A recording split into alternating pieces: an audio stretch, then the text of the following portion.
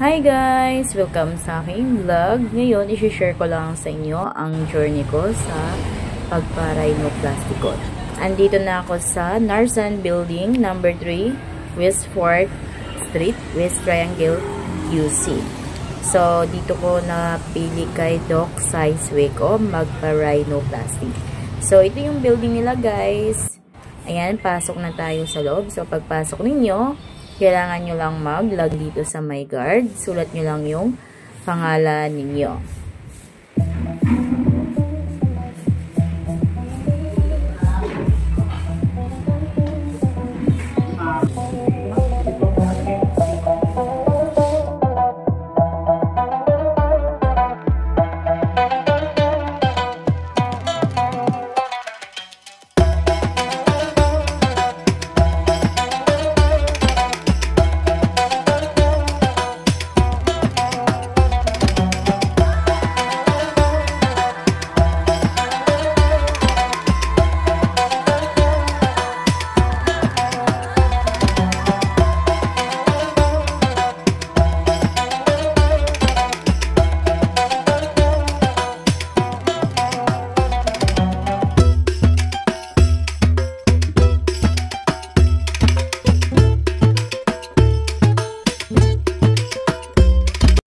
Ayan, nakapasok na tayo sa loob. Kailangan lang natin mag-fill out dito sa mga consent at saka may mga pipil upan kayo regarding sa health conditions ninyo, kung may diabetes ba kayo or high blood, mga ganon. Dito kay Doc Saisweco guys, di nyo kailangan magpa-book online, pwedeng mag-walk-in kayo. Agahan nyo lang dahil marami kayong nakapila, so para makauwi kayo ng maaga. So, madami kayong pipil upan dito. Kailangan nyo mag-clear ng totoo kung halimbawa may allergies nga ba kayo, may mga sakit nga ba kayo. So, ilagay nyo dito yung totoo.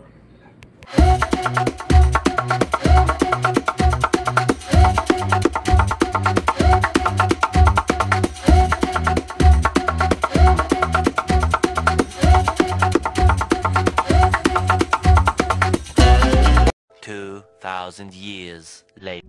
Finally guys, natapos din yung operation ng ilong ko. So, nahilo pa ako dyan. Kakalabas ko lang ng operation room. So, pagkalabas ninyo, magpahinga pa kayo saglit. Then, sasabihin sa inyo nung nurse kung ano yung mga bawal at mga pwede nyong gawin. Mga don'ts and do's. Ayan. So, hilong-hilo pa ako dyan.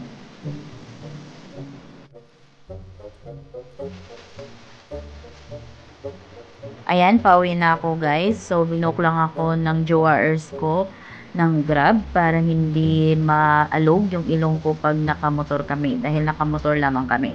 So, nire-require ng doktor ng clinic na hindi kayo sasakay ng motor pag once na after ng operation. Kailangan nakasasakyan kayo para hindi maalog-alog yung ilong natin.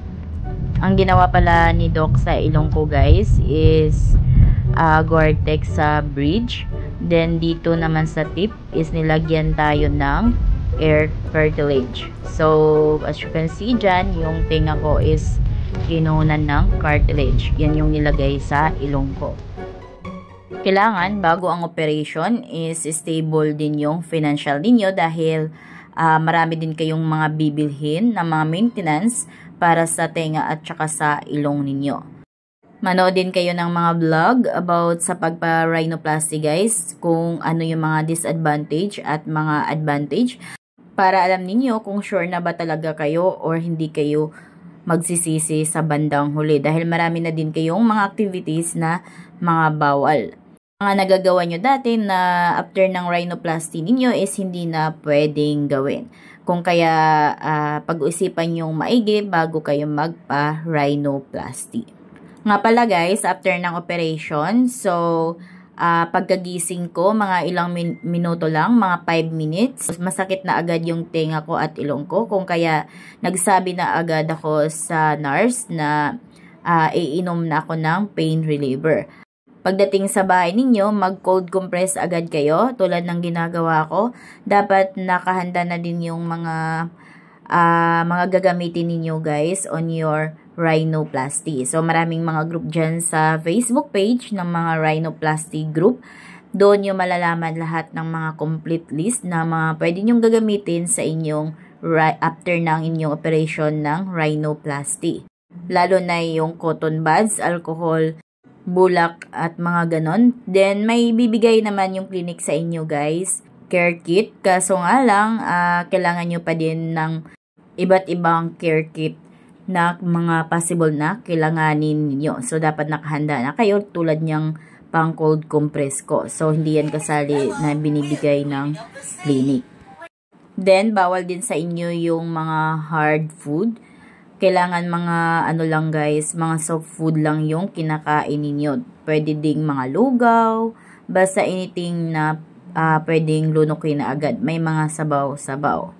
Basahin nyo na rin yung papel na nandun lahat ng mga instructions ng mga clinic or yung doktor ninyo kung ano yung mga unang iinumin at ano yung mga unang gagawin. Dahil bawat clinic, bawat doktor is iba yung mga instructions kung paano maglinis at kung ano ang mga gamot na iinumin. So, nakadepende yan guys sa doktor ninyo. Kung kaya basahin nyo maigi yung papel na binibigay nila sa inyo. Sa doktor ko guys, ni-required lamang niya na twice a day ako maglinis ng ilong, umaga at gabi lamang. Kailangan tanggalin lang natin yung namumuong dugo sa gilid-gilid.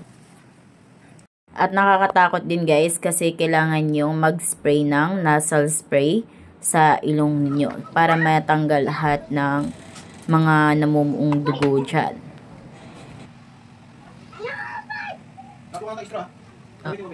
Magamitin. Ilagay mo na lang sa rep. Tuwing iinom ako ng ano. Ito pala yung mga binibigay ng clinic. Ayan. So, bawat clinic, again, iba-iba yung mga binibigay nilang care kit.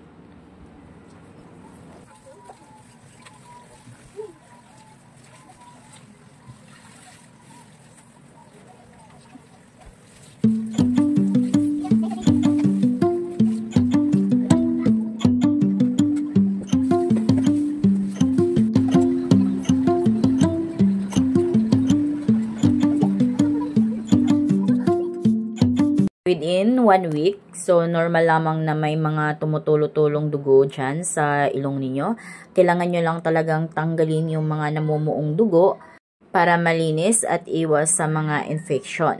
Pero kung halimbawa yung dugo na yon is masakit sa inyo pag tinatanggal ninyo, so huwag nyong persahin, baka yan yung may mga tahi-tahi. Then normal lang din yung mga avatar mode natin na mukha guys. So, as you can see, ayan, magang-magana din yung pisngi ko, nag-iiba na yung mukha ko, pati mata ko, ibang-iba din yung hitsura ng mukha ko. Normal lang din na medyo masakit at iba yung pakiramdam ninyo, mabigat, then parang may nakadagan sa ilong ninyo. Normal lang yung mga feeling na mga ganon. Basta, ano lang, be healthy lang kayo. Inom lang kayo ng inom ng pineapple. Ayan, tumutulo na din siya. So, laging ganyan guys. May tumutulong dugo. Lalo na pag nababahing kayo. Pag bumahing kayo guys, gamitin nyo pang bahing yung bibig nyo muna. Then, normal lang din yan na medyo masakit lagi. Ayan. So, super ano din talaga guys. Is ganda yung feeling natin sa pagpa-rhinoplasty. So, kung hindi din stable yung mental health ninyo, so, wag muna kayong magpa-rhinoplasty dahil nakaka-stress din talaga. Lalo na pang magkaroon ng tigyawat yung ilong ninyo or may mga green discharge. So, wag kayo agad-agad na ma-stress or matakot guys. Consult your doctor. Alamin nyo agad kung ano yung nangyari sa ilong nyo. So, doktor nyo lang yung kakausapin nyo. Huwag kayong self-medicate or kaya huwag kayong maniniwala sa mga Facebook group kung ano yung mga pwedeng gagawin dahil nga iba't iba yung process or bawat pasyente, iba-iba din yung kailanganin natin. So, nakadepende pa rin sa doktor natin. Basta pag after rhinoplasty ninyo, huwag kayong mag-isip na baka ma-infect yung ilong ninyo dahil naka-antibiotic naman kayo. So, focus muna kayo sa healing ninyo. Hello guys, thank you for watching. Thanks for vlogging. I have many toys. I don't want markers because I'm flying.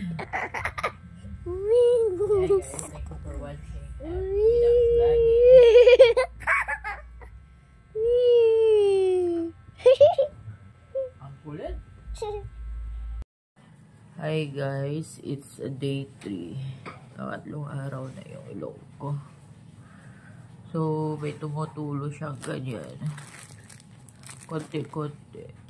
Pero parang hindi siya dugo. Parang tubig.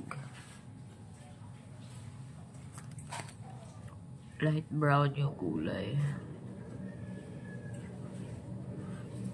So, ngayon maglilinis tayo ng ilong ko. So, nasal spray ulit. Ilalagyan ko ng bulak pag maglinis kasi tumutulo.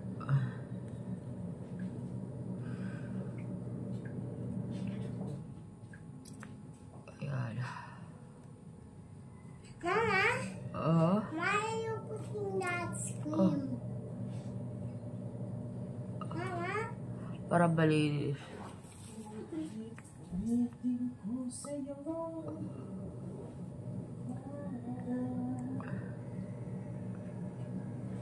Mama, what is that?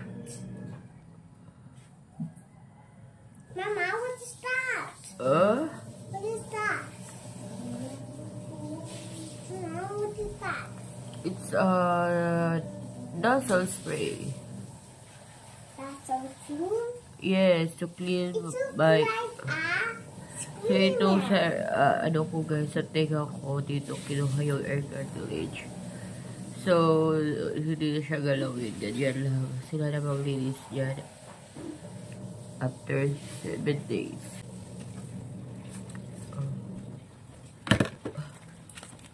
Tingin siya. Sodium chloride.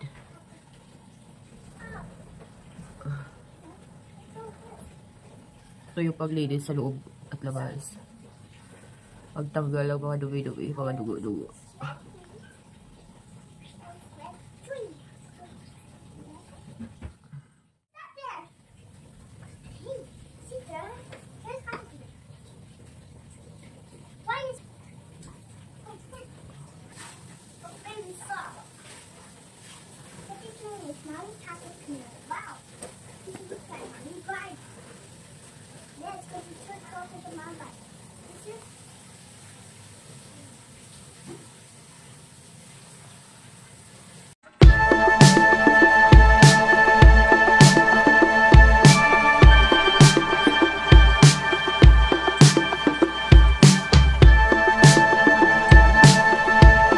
Hi guys, kagigising ko lang. It's my 5th day. So, ayan yung ilong ko. Medyo tuyo-tuyo na. Hindi na din siya nagdudugo.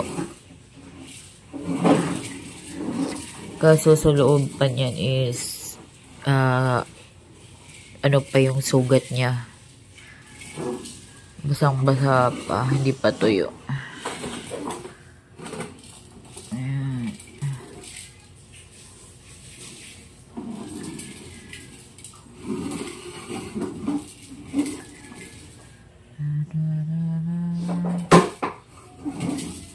Day natin ngayon.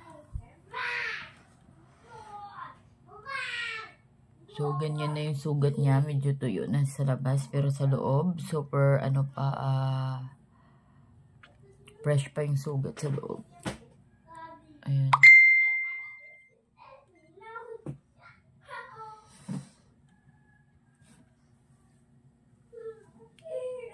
So, pagkagising ko guys,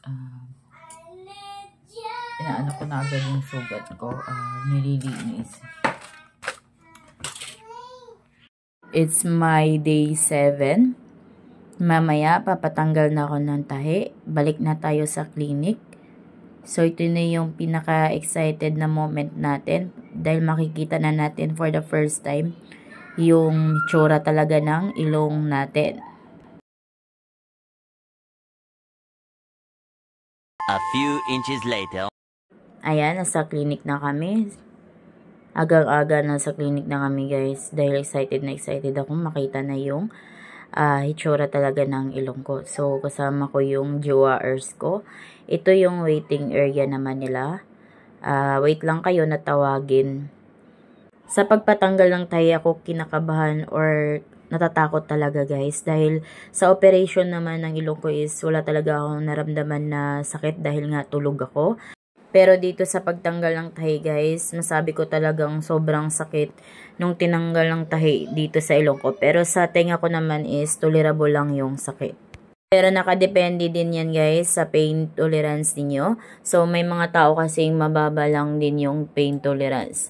So sa akin naman kasi is ang baba lang talaga ng pain tolerance ko. Kung kaya sobrang sakit talaga yung nararamdaman ko nung habang tinatanggal yung tahi.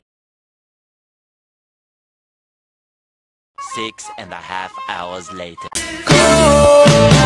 No need to ask, Jesus, smooth operator. Dahil 7 days pa yan guys, so sobrang magang-maga pa, sobrang tulis pa ng ilong ko. Pag ganyan nyo makita yung ilong nyo guys, parang ang taba pa, tapos ang tulis, so wag kayong ma-stress or mangamba dahil normal lamang yan. Dahil maghihilom pa yan. Nung nakita ko din yung ilong ko guys, medyo di ko nagustuhan dahil sobrang tulis niya. Hindi siya natural looking. Pero habang tumatagal naman is nagugustuhan ko na siya. Dahil uminipis na yung ilong ko at hindi na siya ganun kalaki yung butas. At hindi na din siya ganun katulis. So kailangan nyo lang talaga maghintay ng up to 6 months para makita nyo na yung final result.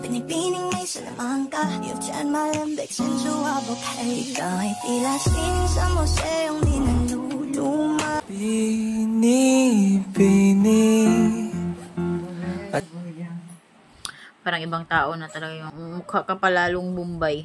Bombay ka na.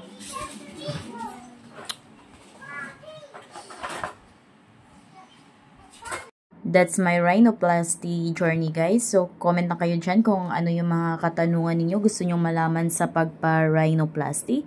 Comment down below at yan is sasagutin ko. Thank you for watching. Please subscribe.